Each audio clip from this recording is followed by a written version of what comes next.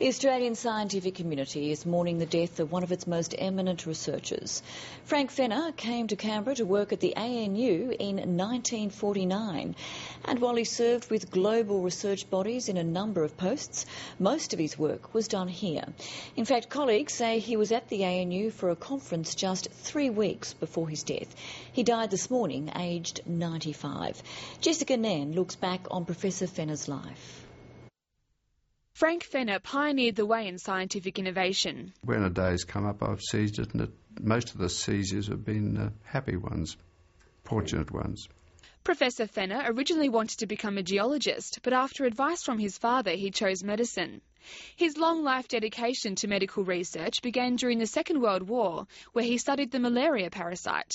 A high point in his career came when he and fellow researchers famously injected themselves with the myxomatosis virus to show it wouldn't hurt humans while devastating rabbit populations.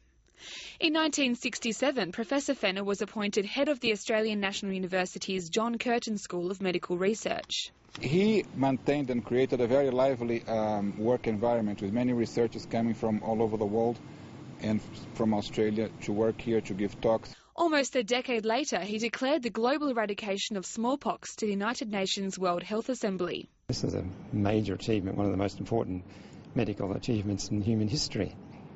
And he was the person who oversaw that. In his later years, he turned his attention to the environment, founding the ANU's Centre for Resource and Environmental Studies. He's never really retired, writing books, attending lectures and visiting the university until quite recently. Frank had friends from our young high-flying undergraduates to our older high-flying staff, so he leaves a great legacy. One that can be seen across Canberra. Frank did a great many things within the ANU, within the Canberra community, for Australia and indeed for the world. Unassuming individuals you'd ever come across who wouldn't realise that he made these wonderful contributions. Until you look at his awards, which include the Albert Einstein World Award for Science and the Prime Minister's Science Prize. He's survived by his daughter, 2 grandchildren and a great-grandson. Jessica Nairn, ABC News, Canberra.